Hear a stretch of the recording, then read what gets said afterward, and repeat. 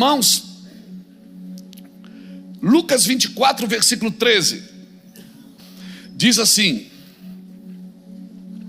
naquele mesmo dia, 2 deles estavam a caminho a uma aldeia chamada Emaús, distante de Jerusalém 60 estádios, ou seja, 11 quilômetros. E iam conversando a respeito de todas as coisas sucedidas. E aconteceu que, enquanto conversavam e discutiam, o próprio Jesus se aproximou e ia com eles. Os seus olhos, porém, estavam como se que impedidos de o reconhecer. Então lhes perguntou Jesus: que é isso que vos preocupa? E o que ides tratando à medida que caminhais? E eles pararam entristecidos. Um, porém, chamado Cleopas, respondeu dizendo: és o único, porventura, que, tendo estado em Jerusalém, ignoras as ocorrências destes últimos dias? Ele lhes perguntou: quais? E explicaram o que aconteceu a Jesus, o Nazareno, que era varão, profeta, poderoso em obras e palavras, diante de Deus e diante de todo o povo. E como os principais sacerdotes e as nossas autoridades o entregaram para ser condenado à morte e crucificaram. Ora, nós esperávamos que fosse ele quem havia de redimir a Israel, mas depois de tudo isso, é já este o 3º dia desde que tais coisas sucederam. É verdade também que algumas mulheres das que conosco estavam nos surpreenderam, tendo ido de madrugada no túmulo e não achando o corpo de Jesus, voltaram dizendo ter tido uma visão de anjos, os quais afirmaram que ele vive. De fato, alguns dos nossos foram ao sepulcro e verificaram a exatidão do que disseram as mulheres, mas não ouviram. Então lhes disse Jesus: ó nécios e tardos de coração para crer em tudo o que os profetas disseram. Nécios, traduzindo segundo na linguagem peixerês de Itajaí, é tolo. Seu tolo. Porventura não convinha que o Cristo padecesse e entrasse na sua glória? E começando por Moisés, discorrendo por todos os profetas, expunha-lhe a seu respeito, constava em todas as escrituras. Quando se aproximaram da aldeia para onde iam, fez ele menção de passar adiante, mas eles os constrangeram, dizendo: fica conosco, porque é tarde e o dia já declina. E entrou para ficar com eles. E aconteceu que, quando estavam à mesa, tomando ele o pão, abençoou e, tendo partido, lhes deu. Então lhes abriram os olhos e reconheceram, mas ele desapareceu da presença deles. E disseram uns um ao outro: porventura não nos ardia o coração quando ele pelo caminho nos falava, quando nos expunha as escrituras? E na mesma hora, levantando-se, voltaram para Jerusalém, aonde acharam reunidos 11 e outros com eles, os quais diziam: o Senhor ressuscitou e já apareceu a Simão. E então os 2 contaram o que lhes acontecera no caminho e como fora por eles reconhecido no partir do pão. Falavam ainda estas coisas quando Jesus apareceu no meio deles e lhes disse: a paz seja convosco. Que história fantástica.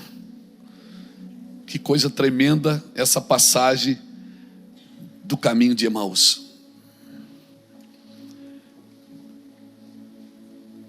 Eu estava hoje meditando um pouquinho sobre a passagem do caminho de Emaús, os 2 discípulos. E há uma linha teológica que acredita que esses 2 discípulos eram um casal.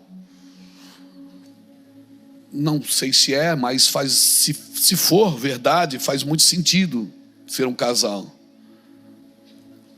Porque assim como o primeiro casal que, comendo,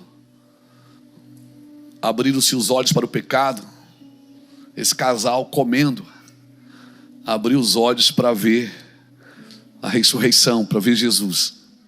Eu não posso afirmar se era um casal, mas tomara que fosse, porque faz muito sentido. Queridos, o que eu quero dizer é que a obra da cruz, ela não terminou na cruz. Na realidade, ela começou na cruz e ela continua através da igreja. Estava em casa meditando hoje, lendo, estudando, depois do café, e a gente, sabe, fica mergulhado ali nas Escrituras, pensando não só como um pregador, mas vendo as coisas se encaixarem uma na outra, das coisas que Jesus fez e falava. E eu posso dizer para você, né, e você julga, que a igreja, para mim, ela não é o ponto principal do que Deus está fazendo. A igreja, para mim, é a ação do que Deus está fazendo, mas não é o ponto principal, porque tem muita gente na igreja que não entende o que Deus está fazendo. A igreja, ela deve ser a ação do que Deus está fazendo. A igreja é a ação do que Deus está fazendo. Porque às vezes a igreja pensa que ela vai dominar tudo, vai conquistar tudo e vai governar tudo. A igreja, ela existe para deixar claro a movimentação de Deus. Porque nós, na realidade, nós estamos preparando tudo para que o rei venha e domine sobre tudo. E entendendo que Cristo não está voltando, não está vindo para salvar a sua igreja, ou para salvar a todos. Ele vem para juntar os salvos e destruir quem está destruindo a terra. É pesado falar isso, mas é isso que a Bíblia relata. O Senhor não está vindo salvar a sua igreja. E se eu não entender a primeira vinda de Cristo, é bem provável que eu não estou esperando a segunda. É bem provável que eu estou na igreja por causa de mim, por causa da minha necessidade, não por causa de Cristo. Então é bem provável que eu possa até usar a primeira vinda para encher minhas cadeiras, mas eu não tenho nenhum preparo para esperar a segunda vinda de Cristo. Se nós só focarmos no que Jesus fez na cruz, nós reduziremos o seu governo vindouro. Porque Jesus não está vindo para salvar a sua igreja, Ele está vindo para governar toda a terra com os salvos. Jesus está vindo, por isso que teremos um novo céu e uma nova terra, para quem nasceu de novo. Agora, se eu não tenho nenhuma esperança se eu não entendi a primeira vinda e o propósito dela, eu não tenho nenhuma perspectiva na segunda vinda de Cristo. Porque a obra de Cristo não terminou na cruz, ela começou na cruz. Ah, mas ele disse está consumado. Essa ideia de estar consumado, ele estava dizendo a conta está paga, mas daqui começa. Então salvação não é o fim das coisas, é o começo delas, irmãos. Salvação é o começo delas, porque Jesus, parece pesado o que eu vou falar, Ele não quer só te salvar. Porque se você acha que Ele quer só te salvar, você não vai trabalhar para salvar também, você não vai trabalhar para mudar a terra, você não vai trabalhar para melhoria. Por isso que eu digo que quem vai prestar conta de tudo que passou pela sua mão, pela sua cabeça, pelo seu coração, é todo mundo, não é só os pastores. Talvez sobre nós, como diz a Bíblia, é um pouco mais, é um pouco maior a pressão. Por quê? Porque por isso que ele diz, não sede vós muitos mestres, porque sobre vós a cobrança é um pouco maior, né? Mas todos vão ter que prestar conta, irmãos. Todos vão ter que prestar conta. E a obra não terminou na cruz, ela começou na cruz, ela continua através da igreja. E se tu não conheces a ideia original, tu vai andar com Jesus frustrado. Porque esses homens, eles tinham um entendimento até a cruz. A partir da cruz eles não entendiam mais nada. Por isso Jesus entra no meio deles, eles ficam frustrados. Esses dois homens a caminho de Emaús, eles me fazem pensar o quê? Que trabalhar para Deus sem conhecer a ideia original vai me deixar perdido no serviço, vai me deixar perdido na igreja. Quando você reproduz algo que você não entendeu, eu costumo dizer que a gente só reproduz a ignorância. Por isso é tão necessário que eu entenda, porque senão eu vou adulterar a ideia original. Eu estou aqui porque eu fui salvo por Cristo, mas eu não fui só salvo por Cristo, eu fui reposicionado em governo, um governo que Adão perdeu. E eu preciso ser reposicionado, porque eu corro o risco de ser alguém salvo por Cristo e governado por tudo que me rodeia. Governado pelo medo, pela culpa, pela indiferença, pela necessidade ou pela fartura. Porque tem gente que é governado pela fartura. Eu preciso entender a movimentação original de Deus, irmãos. E para mim, se eu quero entender como Deus faz, eu preciso entender como Deus fez com o primeiro homem, que foi Adão. Então põe para mim aqui, Gênesis capítulo 1, versículo 26. Vamos partir do primeiro homem, diz assim, Gênesis 1, 26. Também disse Deus, façamos o homem à nossa imagem, conforme a nossa semelhança, tenha ele domínio sobre os peixes do mar, sobre as aves do céu, sobre os animais domésticos, sobre toda a terra e sobre todos os répteis que rastejam pela terra. Deus criou o homem para quê? Para ter domínio. Deus não criou o homem para... Deus não disse, Adão, eu vou te salvar. Deus disse, Adão, domina. Olha o verso 27. Criou Deus, pois, o homem à sua imagem, a imagem de Deus o criou, o homem e mulher os criou. Verso 28, paramos aqui. E Deus os abençoou e lhes disse, frutificai, sede fecundos, multiplicai-vos, enchei a terra e sujeitai-a, dominai sobre as três esferas, água, ar e terra. Domine sobre a terra, domine sobre a água, domine sobre o ar, domine sobre as aves, sobre os peixes, sobre os animais. Mas você não vai ver aqui Deus dando domínio para um homem sobre outro homem. Essa cultura de um homem querer dominar outro homem é uma cultura do diabo. Pegou? Porque Deus não deu autoridade para um homem governar outro. Ele disse, domine sobre todas as coisas, peixes, aves e animais. Agora perceba, Deus disse, frutifica, multiplica, enche a terra e sujeita tudo, ou seja, bota tudo debaixo do seu governo. Aí você ouve o pastor Jacques dizer assim, ó, vem aqui, a gente vai ter um trabalho com os empresários aqui, irmãos. Aí o cara vem aqui, ele pensa que ele vem aprender a ganhar dinheiro, a multiplicar. Não é multiplicar, primeiro você tem que frutificar, porque você não pode multiplicar o que você não frutificou. Pegou? Eu frutifico como? Como marido, como esposa, como pai, como filho, como patrão, como empregado, tendo rotinas de obediência na minha vida. As rotinas de obediência na minha vida vão me dar frutos. Muita gente está dando resultado, mas não está dando fruto. E o que Deus celebra é o fruto, não é o resultado. E pasmem, muita gente para dar fruto vai ter que parar de dar resultado. Como assim, pastor? Porque a gente acha que dando resultado está dando fruto. Não, o resultado é para os outros ver. Fruto, quem vê em você é um só. Deus vê o teu coração, Deus vê as tuas intenções, Deus vê as tuas vontades, as tuas paixões.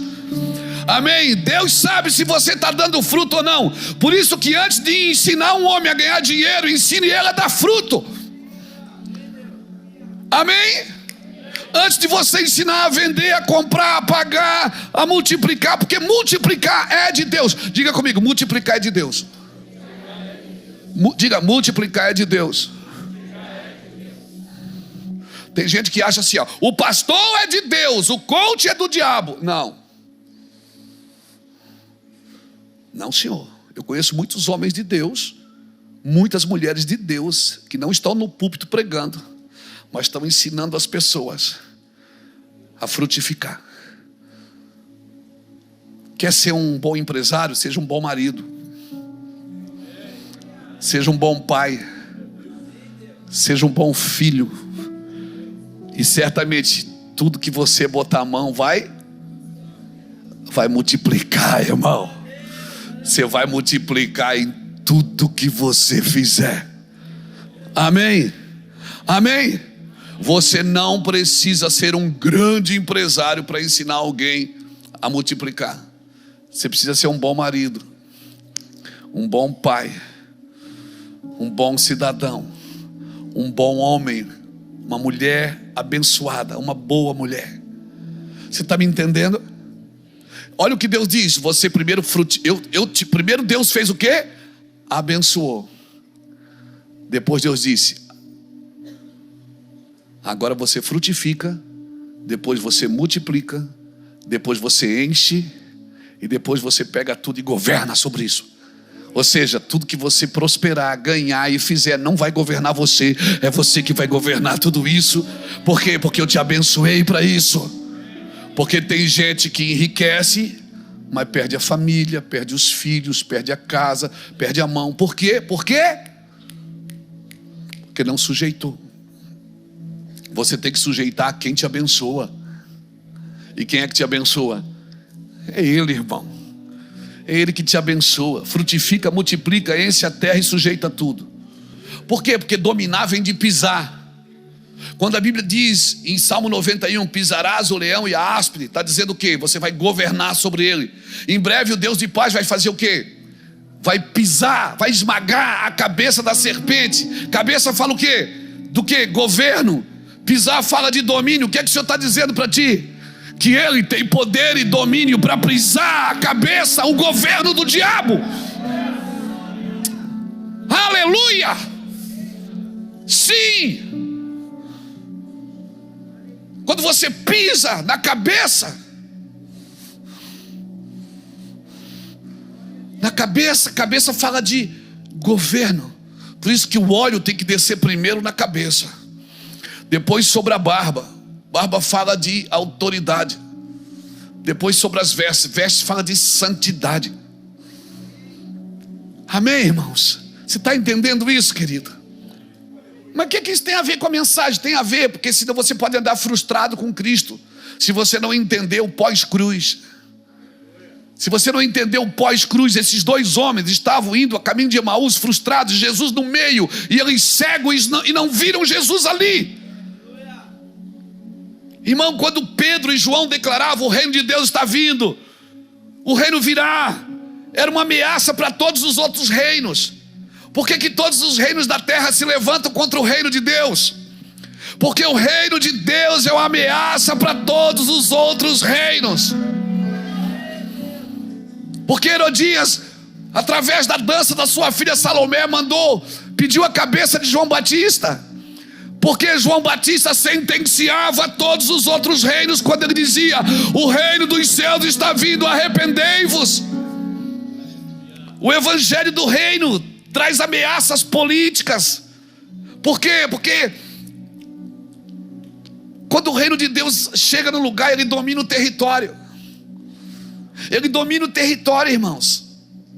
Então quando ele falava: o reino de Deus está vindo, ele dizia: meu Deus, os governos tinham medo. Até hoje tem. Até hoje tem. Por isso que os magos foram visitar Jesus e pararam em Herodes. Herodes perguntou: é o rei de Israel? Se vocês acharem, me falam onde ele está. Quando você fala: está próximo o reino de Deus, irmão, todo o reino da terra cairá por terra, meu irmão. Amém? Então fica tranquilo, é um propósito eterno de Deus. Jesus pregava para os judeus, mas quem é que entendia? Eram os gentios. Os gentios é que vinham e criam no que ele dizia. Ele mandou pregar a casa perdida de Israel. Ou seja, eles criam, mas eles criam de um modo equivocado. Eles não conseguiam compreender domínio. Eles não conseguiam compreender que Jesus não veio salvar os judeus de Roma. Ele veio salvar o homem do pecado. E eu preciso entender os movimentos de Deus. Tem um amigo precioso chamado Paulo Borges Júnior. Ele diz que Jesus, para explicar aos discípulos sobre o que ia acontecer na cruz, ele marcou uma mesa, uma ceia. E depois da cruz, os discípulos não entenderam. Por isso estavam com medo. Uns voltaram para Emaús, outros fugiram com medo, outros se trancaram numa casa com medo dos judeus. Jesus, veja bem, Jesus fez uma mesa para explicar a cruz. Ele estava dizendo: agora eu vou morrer, né? Mas vou ressuscitar no terceiro dia. Ele fez uma mesa, lavou o pé de todo mundo, serviu a comida, falou até, indicou quem ia trair, tudo certo, está tudo arrumado. Mas depois da cruz ninguém entendeu. Aí o que é que ele faz? Ele repete a cruz? Não, ele repete a mesa. Ele repete a mesa para explicar de novo. Para explicar de novo. Ninguém vai entender a cruz se não for para a mesa. Por isso que é importante a ceia. Por isso que é importante a ceia, querido. Nós estamos repetindo, sabe o que é que nós estamos repetindo na igreja? A cruz. Nós estamos repetindo a cruz, crucificando pessoas. Nós queremos repetir a cruz, nós estamos crucificando Cristo de novo, quando nós deveríamos repetir a mesa da comunhão, a mesa do relacionamento. Nós deveríamos criar a mesa e a gente fica criando cruz. Veja bem, Jesus fez uma mesa para explicar a cruz. A cruz eles não entenderam, Jesus repetiu a mesa, ele não repetiu a cruz. A igreja ela precisa repetir a mesa, não é a cruz que a igreja precisa repetir. A igreja precisa indicar a cruz é ali, mas é a mesa da comunhão, é os pequenos grupos, é em casa, é no partir do pão, é quando estamos juntos dentro de um propósito, pensando a mesma coisa, todo mundo querendo a mesma coisa, irmãos. Aleluia, isso é a igreja de Cristo. A mesa explica a cruz, a comunhão, o perdão, o serviço. Esses dois homens a caminho de Emaús, eles não entenderam a cruz, mas na mesa, no partir do pão, os seus olhos se abriram. No partir do pão, os seus olhos se abriram. Então eles entenderam a cruz. Os dois homens a caminho de Emaús, eles não entenderam a cruz, mas no partir do pão, abriram os olhos dos dois, irmãos. Quer abrir os olhos de alguém? Vamos para a igreja. Não, faz uma mesa. Quer ganhar um parente para Jesus? Não arrasta ele para a igreja, faz uma mesa e chama ele, o parte o pão com ele.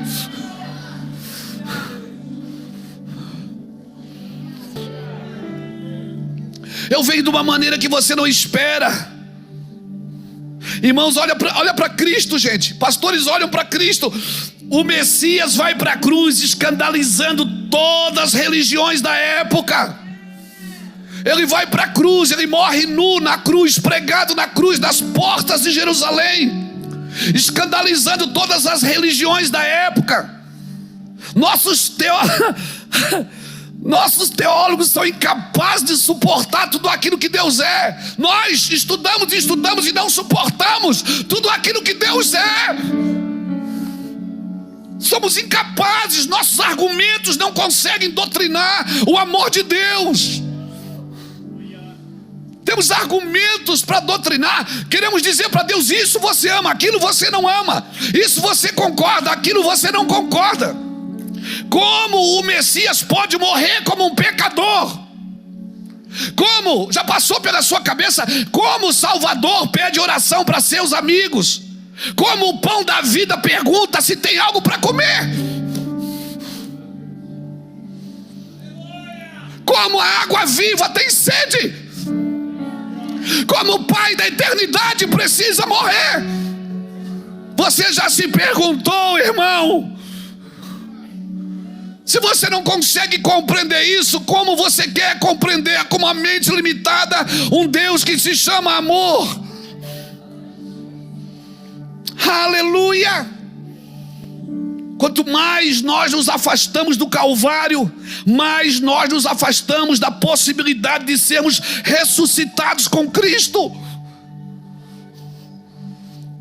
Por isso, deu tudo errado, corre para a cruz. Deu tudo errado, corre para a cruz de novo, e de novo, e de novo, e de novo.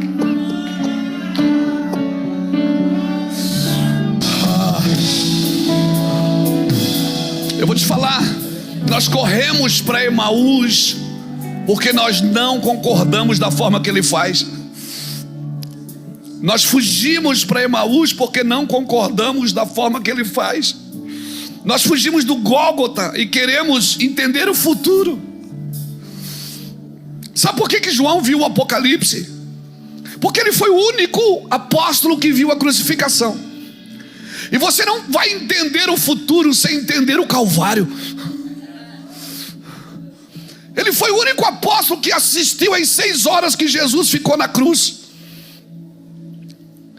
Ele ficou entendendo sobre o amor. Ele disse: cara, que isso? Jesus pensa. Por isso que quando Jesus vai começar a igreja, ele começa com Pedro, e Pedro nem acredita que era ele. Pedro aponta para João e diz: Senhor, e ele? Ele diz: não, ele é para o final. Você é para o começo. Você é teimoso, você é rabugento. Você é para o começo, ele é para o final. Ele viu a crucificação.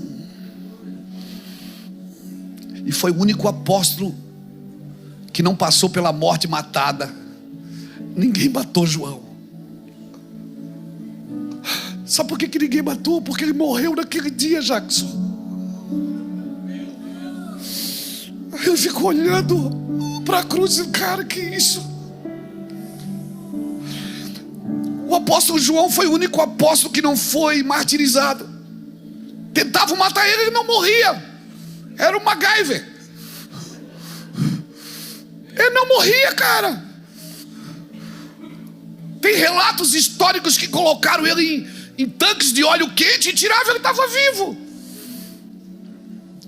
Por quê? Porque ele morreu naquele dia que ele assistiu à crucificação. Porque crucificação não é um homem assistindo Cristo morrer. Crucificação é eu estar crucificado com Cristo. E já não sou mais eu que vivo, é Cristo que vive em mim. E até que eu não tenha esse sentimento, eu não entendi o Calvário. Se eu ainda acho que tenho direitos e direitos e ter direitos, eu não entendi o Calvário. Se eu saio atropelando tudo e a todos para me dar bem na vida, eu não entendi o Calvário. Eu não me conformo como pessoas suportam um evangelho de mentira, onde põe o homem no centro e diz: você é o vitorioso, Deus vai te abençoar, Deus vai fazer, você é o homem. Não, você não é nada.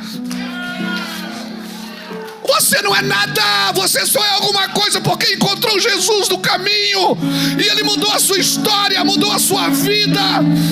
Você não é nada, você não é nada, você não é nada.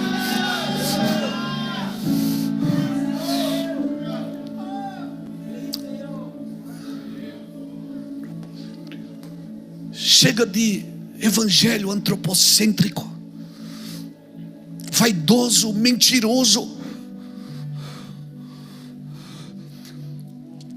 Se já morremos com Cristo, nós não podemos tirar Cristo do centro.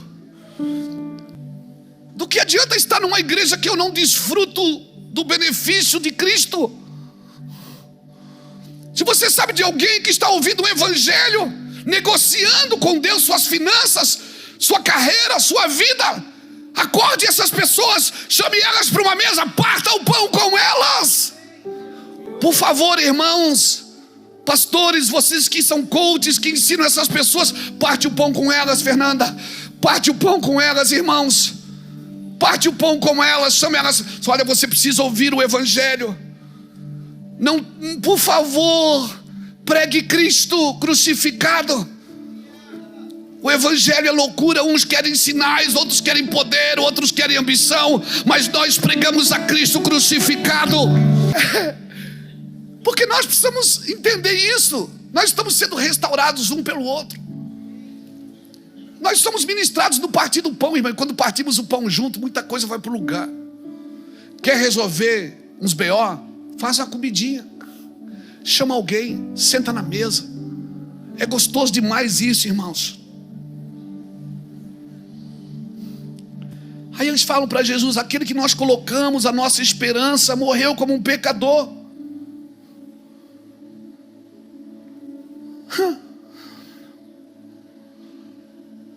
Isso não está de acordo com aquilo que eu acredito. Aqueles homens estavam dizendo para Jesus: isso não está de acordo com o que eu acredito. Nós botamos nele a nossa esperança e ele morreu como um pecador nu, peladão. pendurado numa cruz. E agora o que fazer? A realidade presente estava ali, irmão, ressurreto, no meio deles, e perguntando: o que está acontecendo? Jesus entra no meio deles e pergunta: o que vocês estão falando? Eles perguntam: você não sabe? Ele diz: não, o que houve? Onde é que você estava? Que só você não sabe. Esse é o problema, é a gente não saber onde Jesus está quando a gente se frustra. Ele estava no meio. Ele estava ali. Ele estava ali no meio e eles não viram, porque a frustração cega. Porque o que é frustrar? É esperar um resultado que não veio. Quando você espera um resultado que não veio, você frustra. Agora você precisa entender que cristianismo já tem um fim determinado. E Deus não vai fazer como você quer, Ele vai fazer como já está escrito. E vai acontecer exatamente como está escrito. E nós estamos aqui para cumprir o que está escrito. E o dia que você se alistou para esse exército, você só botou a farda, pegou a ferramenta, pegou a arma, pegou o cantil d'água, pegou o pão, pegou o capacete da salvação, o escudo da fé, a espada da lei, a couraça da justiça, e você foi para a trincheira. E agora só espera a ordem do general, porque na hora certa você vai entender todas as coisas. O que eu faço agora tu não entendes, mas tu entenderás depois. Aleluia!